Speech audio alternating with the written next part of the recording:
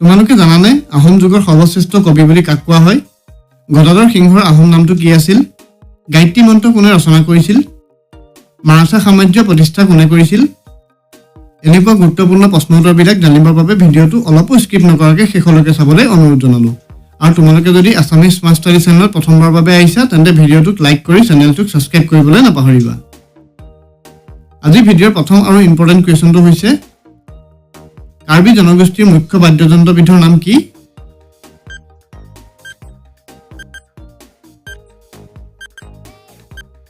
শুদ্ধ উত্তৰ হ'ব চেং। চেং হৈছে কাৰ্বি জনগোষ্ঠীৰ মুখ্য বাদ্যযন্ত্ৰ। নেক্সট প্ৰশ্নটো সুধিছে মহাদেৱ শৃংগ অসমৰ ক'ত অৱস্থিত? তলত দিয়া অপশ্যনকেইটাৰ ভিতৰত শুদ্ধ উত্তৰটো হ'ব অপশ্যন এ বৰাইল ৰেঞ্জত। এনেকুৱা ধৰণৰ গুৰুত্বপূৰ্ণ প্ৰশ্নবিলাক এডিআৰই আৰু টেট পৰীক্ষাত অহা ধৰণৰ প্ৰশ্ন মনত ৰাখি থ'ব আৰু ভিডিঅ'টো ভাল লাগিলে লাইক শ্বেয়াৰ কৰি আৰু চেনেলটোক ছাবস্ক্ৰাইব কৰিবলৈ একেবাৰে নাপাহৰিব, কাৰণ আমাৰ চেনেলত অসম চৰকাৰৰ আহিবলগীয়া সকলো ধৰণৰ পৰীক্ষাৰ বাবে উপযোগী হোৱাকৈ প্ৰশ্ন উত্তৰ পাব। নেক্সট ইম্পৰ্টেণ্ট প্ৰশ্নটো হৈছে প্ৰথম ভাৰতীয় মহাকাশচাৰী কোন আছিল?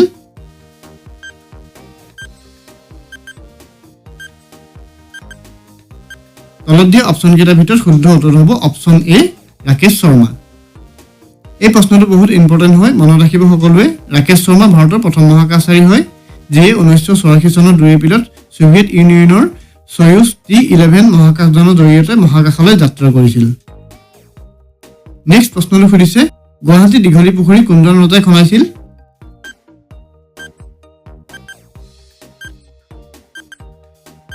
তলত দিয়া অপশ্যনকেইটাৰ ভিতৰত শুদ্ধ উত্তৰটো হ'ব অপশ্যন চি ভগদত্ত।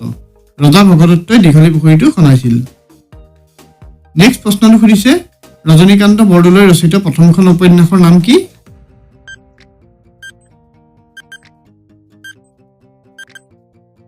তলত দিয়া অপশ্যনকেইটাৰ ভিতৰত শুদ্ধ উত্তৰটো হ'ব অপশ্যন এ মিৰি জীয়ৰী।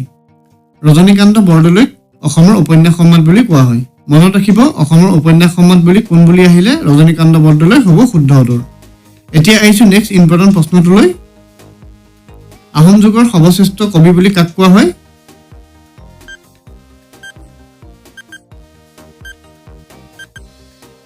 তলত দিয়া অপশ্যনকেইটাৰ ভিতৰত শুদ্ধ উত্তৰ হ'ব অপশ্যন চি কবিৰাজ চক্ৰৱৰ্তী। কবিৰাজ চক্ৰৱৰ্তী প্ৰকৃত নাম হৈছে ৰামনাৰায়ণ চক্ৰৱৰ্তী। কবিৰাজ চক্ৰৱৰ্তী আহোম স্বৰ্গদেউ ৰুদ্ৰসিংহ, শিৱসিংহ আৰু বৰৰজা ফুলেশ্বৰী ৰাজসভাৰ ৰাজকবি আছিল। ৰাষ্ট্ৰীয় বিজ্ঞান দিৱস কোন তাৰিখে পালন কৰা হয়?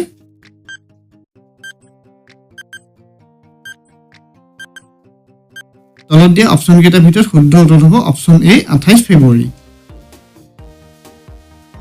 নেক্সট প্ৰশ্নটো সুধিছে ৰাষ্ট্ৰীয় ভোটাৰ দিৱস কোন তাৰিখে পালন কৰা হয়?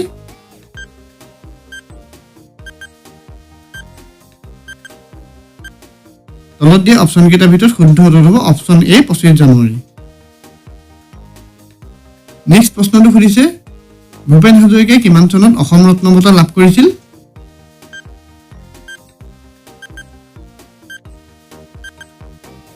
তলত দিয়া অপশ্যনকেইটাৰ ভিতৰত শুদ্ধ উত্তৰ হ'ব অপশ্যন ডি 2008 চনত। নেক্সট প্ৰশ্নটো সুধিছে পিংক চিটি বুলি ভাৰতৰ কোনখন চহৰক জনা যায়?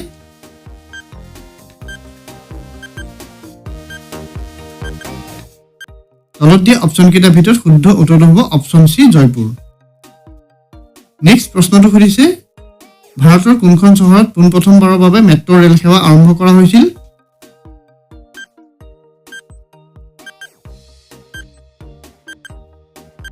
তলত দিয়া অপশ্যনকেইটাৰ ভিতৰত শুদ্ধ উত্তৰ হ'ব অপশ্যন চি কলকাতা। নেক্সট প্ৰশ্নটো সুধিছে গদাধৰ সিংহৰ আহোম নামটো কি আছিল?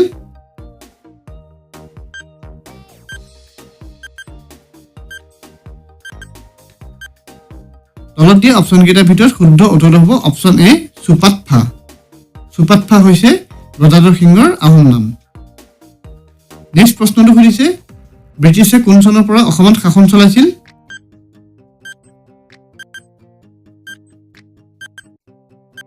তলত দিয়া অপশ্যনকেইটাৰ ভিতৰত শুদ্ধ উত্তৰ হ'ব অপশ্যন এ 1826 চনৰ পৰা। নেক্সট প্ৰশ্নটো সুধিছে কোনখন নদী পাৰত হায়দৰাবাদ চহৰখন অৱস্থিত?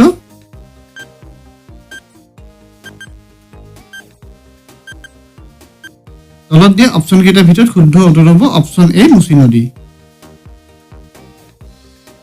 নেক্সট প্ৰশ্নটো সুধিছে মাৰাঠা সাম্ৰাজ্যৰ প্ৰতিষ্ঠা কোনে কৰিছিল?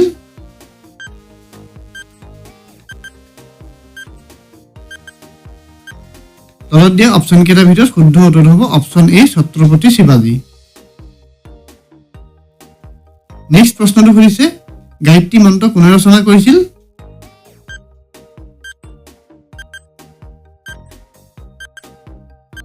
তলত দিয়া অপশ্যন কেইটাৰ ভিতৰত শুদ্ধ উত্তৰ হ'ব অপশ্যন চি বিশ্বামিত্ৰই। নেক্সট প্ৰশ্নটো সুধিছে ভাৰতৰ কোনখন ৰাজ্যত আটাইতকৈ বেছি চয়াবিনৰ উৎপাদন কৰা হয়?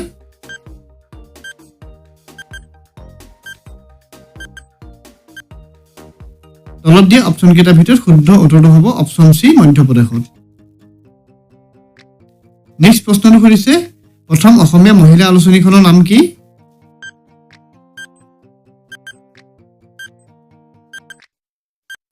তলত দিয়া অপশ্যন কেইটাৰ ভিতৰত শুদ্ধ উত্তৰটো হ'ব অপশ্যন ডি ঘৰ জেউতী। ঘৰ জেউতী হৈছে প্ৰথম অসমীয়া মহিলা আলোচনী।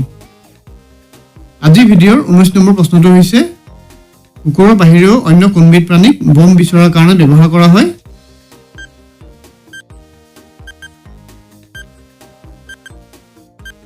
তলত দিয়া অপশ্যন কেইটাৰ ভিতৰত শুদ্ধ উত্তৰটো হ'ব অপশ্যন ডি মৌমাখি। নেক্সট প্ৰশ্নটো সুধিছে তপন দাসে অভিনয় কৰা প্ৰথম কথাছবিখনৰ নাম কি?